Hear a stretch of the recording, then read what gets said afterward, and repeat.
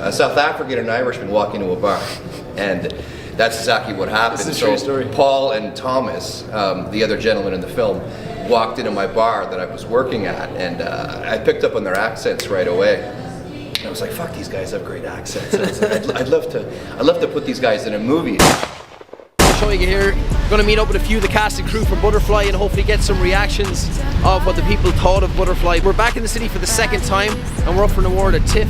And TIFF is one of the most famous international music festivals and film festivals worldwide. Hopefully everyone enjoys the twists and turns in Butterfly that's now won its 8th award internationally, so it's very exciting times. So we're going to go down to the TIFF right now. We're going to meet up with John Gautier and a few more involved in the film. Hey, we're here at the 14th Annual Toronto Irish Film Festival. It's Saturday and we're starting with the Shorts program, Shorts #1. It's part of our competition for the best Irish short film, and one of those films is Butterfly. Butterfly is a pretty intense and powerful film. Tarantino-esque, is that how it's been described, I guess? It'll get people on the edge of their seats, that's for sure. And I just want to say, as one of the producers on the film, that we really appreciate being here. We know that Toronto Irish Film Festival means a lot to yourself and a lot to the Irish community here, and thanks to people like yourself who's been running for what, 14 seasons now? Yeah. Gone through a tough COVID season. We're back with a full house here today as well. Yeah, good. In the iconic TIFF building. We really appreciate you having us here. Awesome. You're part of now a group of local filmmakers who have had work here, which is kind of doubly important. Not only, you know, bringing the best of Irish shorts here to see, but also ones that are made here by the Irish community. So it's awesome. Yeah. Congrats. We've got some special guests coming here today. We got one man. He's known throughout the world now as Fashion Santa. Yes. So his name is Paul Mason. So he's coming here as a special guest, which we're really chuffed about. And you had a showing last night, which went very, very well, of course. And the martini shot, yeah. And then you have Sunday coming up as well. Yep. Yeah, we have 4 programs today, and then on Sunday is the second batch of shorts, and then 3 more films closing out with Bolly Walter. Fantastic. Yeah.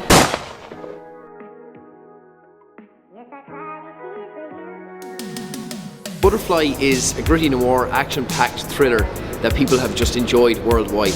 We've won in festivals from Wild Sound in Canada, Tokyo, Japan, LA, Bucharest. We've been nominated in Cannes, and now we're back here again at TIFF. This is our 7th international award that we've won, and today we're up for our 8th, so we're up for Best Short here at TIFF. And TIFF is very special because TIFF is the infamous international film festival that's known worldwide. People come from all over the world to start here at TIFF. So to be here at the TIFF Bell Lightbox is just absolutely amazing, because we're up with some very, very serious competition as well. I want to show you something in here.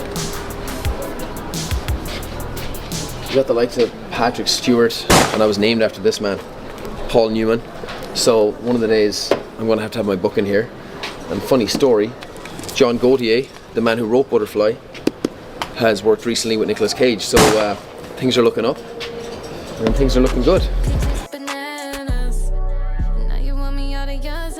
Just can't help when my head's on my knees. They ain't never seen moves like these.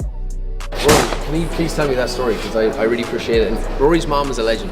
Yeah, well, I'm from Mayo, so I've been over here since 2016. But yeah, Mom messaged me yesterday and said I was just listening to a guy on the radio who was about a film called Butterfly. We looked up the film festival and saw it was on, and the time it worked and everything. We were like, great, we're gonna. Didn't even know there was an Irish film festival. What's your mom's name?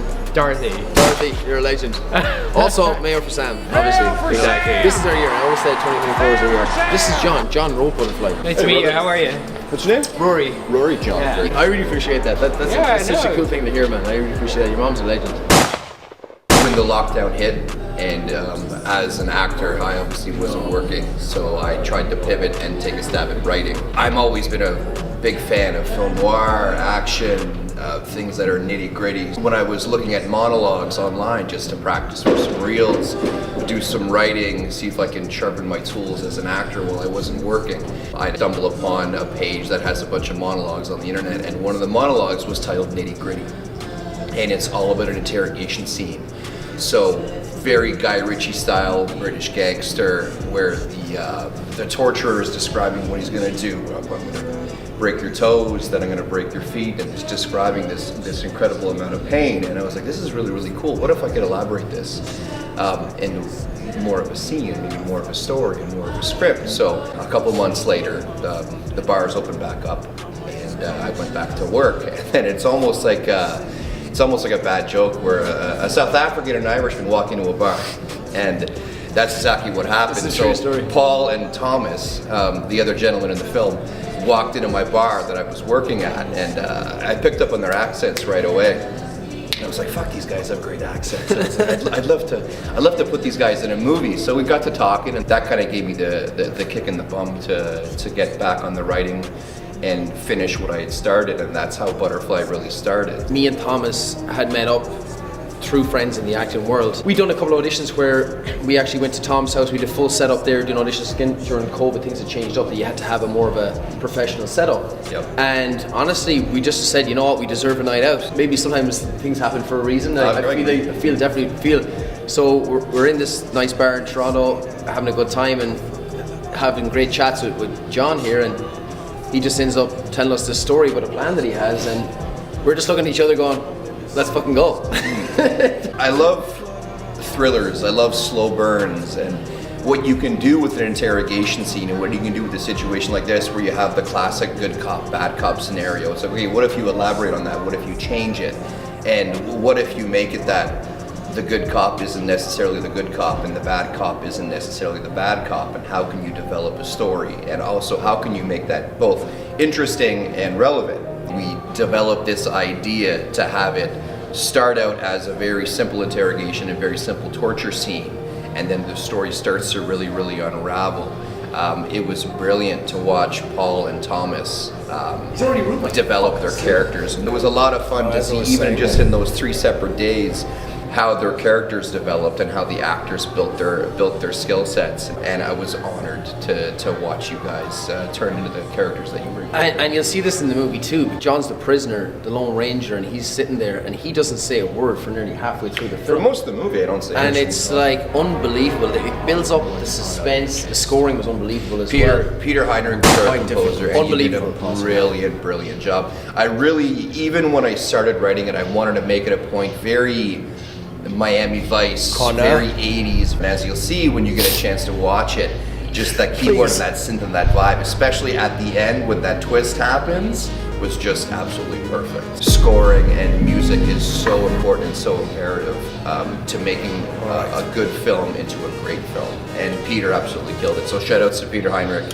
He was fantastic as our composer, and he did it all from scratch, all by hand. He was incredible. Working with the likes of, he just goes by the name Mercenary. He's terribly gifted at what he does. Myself and Thomas as actors trusted him to do what he was doing and do his magic. Merce let us go with the flow. Yeah. He let me, when I was getting into it with my lines and I was marching up and down, I was doing a few movements, and he let these movements, he goes, listen, do that movement again, where I'm doing, the welcome to the show. Welcome to the show sort of thing, and he let all that happen. And on John's point too, Butterfly is John's baby. He wrote that, but what was beautiful about John too is that, when I come up with suggestions of using Gaeilge and Afrikaans, because Thomas is South African, John let this stuff happen because he knew it was more authentic, because these boys are under pressure in the film, and their true language is coming out, and their true meanings are coming out, and their vulnerabilities are coming out, and John let that happen too. And that was great to work with you on that you let the script flow with what happens on the day and how we work as characters in that too. And that's why I really applaud you for that and really appreciate that. Well, there's that saying that a lot of us are familiar with, when you're really frustrated or really angry, and you're gonna swear, you'll actually swear in your native tongue. Like, it's, I'm not gonna say it's a well-known thing, but me growing up as a French Canadian, when I'm really, really frustrated or really taken aback or really upset, I don't swear in English, I'll swear in French. Disclaimer, there is a lot of swearing in this film.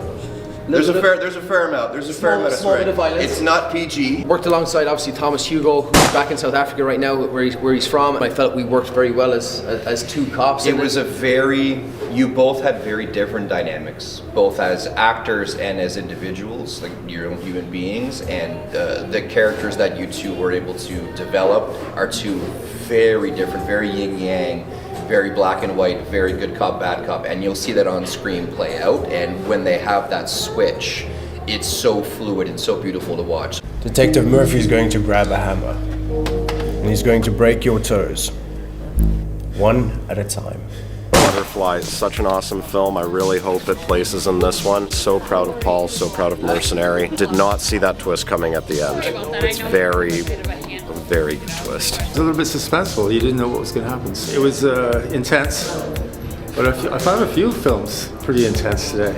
Amazing. Butterfly I thought was a very intense short. 13 minutes.